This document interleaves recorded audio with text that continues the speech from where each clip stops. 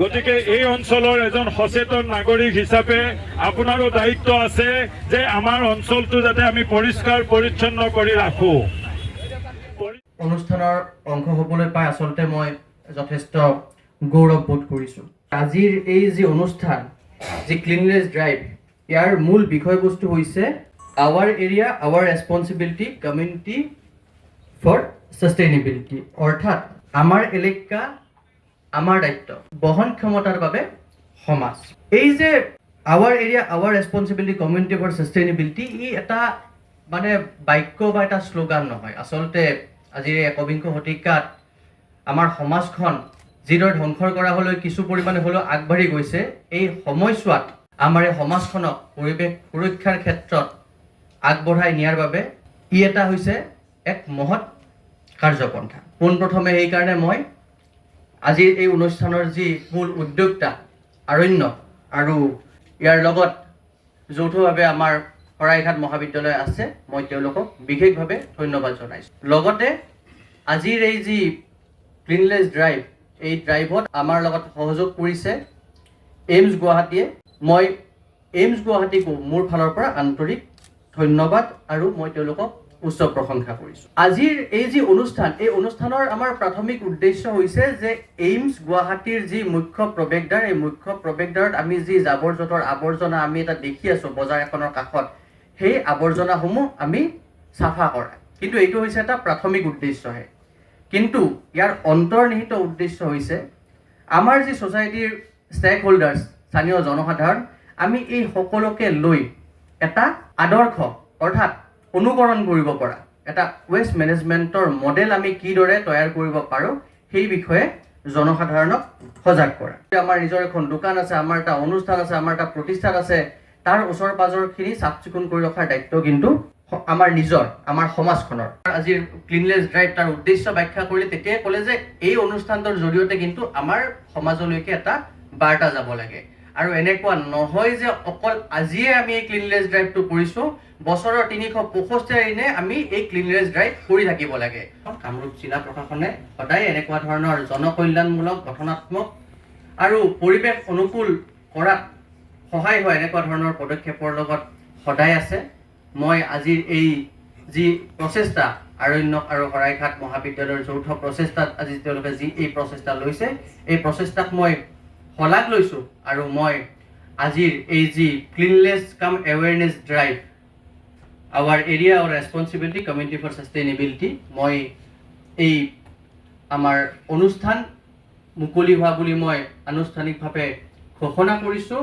লগতে শৰাইঘাট কলেজ আৰু আৰণ্যকৰ মই এই অবিৰত যাত্ৰা যাতে অক্ষুণ্ণ থাকে তাকে কামনা কৰিছোঁ। সকলোকে পুনৰবাৰ ধন্যবাদ জনাই মোৰ দুআষাৰ ইমানতে সামৰিছোঁ। ধন্যবাদ। हमारे प्रधानमंत्री जी का स्वच्छता अभियान चल ही रहा है ना, तो उन्होंने कितना टॉयलेट्स बनाए और साफ सफाई की हरदम बातें करते हैं। एज ए सिटीजन ये हम सबकी रिस्पॉन्सिबिलिटी है कि हम अपने आसपास के एरिया को साफ रखें। साफ रखेंगे तो बीमारियां नहीं आएंगी। अब मच्छरों को कौन इनवाइट करता है? आप इनवाइट करते हो। जहाँ पे आप गंदगी क्रिएट करते हो, जहाँ पे पानी ठहर जाता है, तो डेंगू आना ही है, मलेरिया आना ही है। तो हम सब रिस्पॉन्सिबल हैं अपने एनवायरनमेंट, अपने हमारे चारों तरफ हम कैसा वातावरण चाहते हैं, ये हमारी जिम्मेदारी है। मैं आभार व्यक्त करता हूँ अरण्यक NGO का और सरायघाट कॉलेज के प्रिंसिपल साहब का, जो इस में भाग ले रहे हैं। हमारा लोकेशन थोड़ा अंदर से है, बीच में बाजार लगता है, रोड लगता है, सिविल एरियाज हैं, शॉप्स हैं, तो उतना क्लीन नहीं रह पाता है। बट अगर पंचायत और जो हमारे प्रशासन के लोग हैं, अगर वो सजग हो जाएं कि भाई ये काम ऐसे होगा, यहाँ पे डस्टबिन होगी, बाजार के पहले क्लीन होगी, बाजार के बाद क्लीन होगी, बाजार यहाँ बैठेगा, बाजार यहाँ रिलोकेट होगा। यही नहीं, मैं तो चाहता हूँ कि हम जिस रास्ते से गुजरते हैं वो रास्ता भी बहुत सुंदर और साफ हो। हमारी जिम्मेदारी है कि हम पेड़ लगाएं, साफ सुथरा रखें, कचरा कहाँ फेंकना है हम सबको एक अवेयर होना पड़ता है। सूखा कचरा, गीला कचरा सबको सिखाया जाता है, डस्टबिन रखी जाती है। और जब इस अभियान में आप भाग ले रहे हैं तो अपनी सुरक्षा का भी ख्याल रखें, ग्लव्स पहने, झाड़ू का इस्तेमाल करें, डस्टबिन का इस्तेमाल करें, और उसके बाद जो रिस्पॉन्सिबिलिटी है वो म्यूनिसिपैलिटी की है, वो उसको ले जाके जो बायोडिग्रेडेबल कचरे हैं वो बायोडिग्रेडेबिलिटी में जाता है, कंपोस्ट बनता है, और जो रिसाइक्लेबल प्लास्टिक्स हैं वो प्लास्टिक्स की फैक्ट्रियों में जाता है। तो एक तंत्र होता है, एक सिस्टम होता है जिसको एक्टिवेट करना बहुत जरूरी है।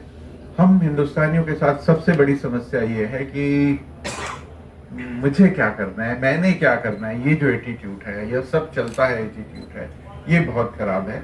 आप बहुत यंग जनरेशन के लोग हो और इसमें आप एक भाग ले रहे हो, इसको समझने की कोशिश कर रहे हो, इसको इम्प्लीमेंट करने की हम कोशिश कर रहे हैं, ये बहुत ही खुशी की बात है। आपने देखा होगा कि जब भी आप कैंपस के अंदर घुसते हैं तो एक दूसरा सा महसूस होता है, चारों तरफ प्लांट है, रोड क्लीन है, कचरा नहीं है कहीं पे। तो कचरे को साफ करना बगल वाले की रिस्पॉन्सिबिलिटी है ऐसा नहीं है, हम सबकी रिस्पॉन्सिबिलिटी है। हम चाहते हैं कि हमारा ड्राइंग रूम साफ रहे और हमारा बाहर कैसा भी हो, कोई फर्क नहीं पड़ता। तो इससे कोई मतलब आपकी जिंदगी में से कोई बड़ा बदलाव नहीं आने वाला है। अगर आप रियल में बदलाव चाहते हैं तो our area, our responsibility, community for sustainability. तो इस दुनिया को खुश रखना है, खुशहाल रखना है और अपने जनरेशन को एक नई दिशा देनी है, एक नई दुनिया देनी है जो बहुत ही ग्रीन हो, क्लीन हो, हेल्दी हो। That's what we want, am I right? हम चाहते हैं कि हर चीज क्लीन हो, ग्रीन हो और हम सब हेल्दी हो। यही मेरा मैसेज है। Last World Cup, there was the news going on. The Japanese team, wherever they sit in the stadium or in the metro and all these things, they enjoy. But at the end of the day, they pick up all the wrecks and dirts created by them and put in dustbin. They never leave behind any dirty thing for other people to be burdened. So this attitude we should inculcate. So apna responsibility of our area. So we are responsible for the cleanliness of our area. So we should not hear this attitude of our people. Here we have this कुछ गंदगी सफाई करना, वो उठाना, ये कोई छोटा सा काम है, ये lowly job है. This attitude also we should do it away. We should have dignity of labor. ये सफाई उठाना, क्लीन करना, ये हमारा father of the nation Mahatma Gandhi का फुटस्टेप है, and cleanliness is the footstep of our honorable prime minister. बोल के we should take pride in cleaning our area. We should never feel low or small in doing any kind of cleanliness job. আজি ইয়াত এইমছৰ সন্মুখ ভাগ আমি চাফা পৰিষ্কাৰ কৰিবৰ কাৰণে আমি সমবেত হৈছোঁ। আজি এদিন পৰিষ্কাৰ কৰি পেলাই আমি শেষ কৰিব নোৱাৰোঁ, কিন্তু আজি আমি এদিন পৰিষ্কাৰ কৰিবলৈ গৈ আজি যিটো বজাৰৰ বাৰ তাত অজস্ৰ মানুহৰ সমাগম হৈছে, সেই মানুহখিনিৰ মাজত যদি আমি এটা ভাৱ এটা আমি যদি তাত ক্ৰিয়েট কৰিব পাৰোঁ, তেওঁলোকৰ মাজত যদি এটা এৱাৰনেছ আনিব পাৰোঁ, তেতিয়াহ'লে তেওঁলোক হয়তো সজাগ হ'ব। মই আমাৰ মহাবিদ্যালয়ৰ ছাত্ৰ ছাত্ৰীবিলাকৰ মাজত মই প্ৰায়ে কওঁ, যেতিয়া তেওঁলোকক লেকচাৰ দিবলৈ যাওঁ তেতিয়া মই প্ৰায়ে কওঁ যে তোমালোকে চাফা কৰিব নালাগে, কেৱল লেতেৰা নকৰিবা। তেখেতসকলে যিবিলাক কথা কৈছে সেই কথাবিলাক যদি আমাৰ ছাত্ৰ ছাত্ৰীসকলে মন কৰে, ইয়াত উপস্থিত থকা প্ৰতিজনে আমি মন কৰোঁ, আমি যদি এজন এজন মানুহে অন্ততঃ দুজন বা এজন মানুহক যদি সজাগ কৰোঁ, তেতিয়াহ'লে আপোনালোকে দেখিব যে এই অঞ্চলটো আমাৰ ভাল হৈ পৰিব। ৰাইজৰ সহযোগত আমি আজি এইমছৰ এই দুই চোৱা পথতে আমি চাফাই কাৰ্যসূচী আমি হাতত লৈছোঁ, আৰু লগতে আপোনালোকক যিখিনি ব্যৱসায়ী ইয়াতে আছে আটাইকে আমি অনুৰোধ জনাইছোঁ যাতে আপোনালোকেও এই কাৰ্যসূচী আপোনালোকে হাতত লওক, আৰু অনাগত দিনত ইয়াতে যাতে আপোনালোকে জাবৰ জোথৰ পেলাই এই ৰাস্তাটো যাতে অপৰিষ্কাৰ কৰি নাৰাখে আমি আপোনালোকক অনুৰোধ জনাইছোঁ। কাৰণ আপোনালোকো এই দেশৰ সুনাগৰিক হয়, এই অঞ্চলটো পৰিষ্কাৰ পৰিচ্ছন্ন কৰি ৰখাটো আপোনালোকৰো এক দায়িত্ব। সেয়েহে আমাৰ লগত আপোনালোকক সহযোগ কৰক, আৰু এই অঞ্চলত যিখিনি প্লাষ্টিক অলাগতিয়াল জাবৰ জোথৰ ব্যৱসায়ৰ অন্তত যিখিনি ৰৈ যায় সেইখিনি যাতে আপোনালোকে পথৰ দাঁতিত পেলাই থৈ নাযায়।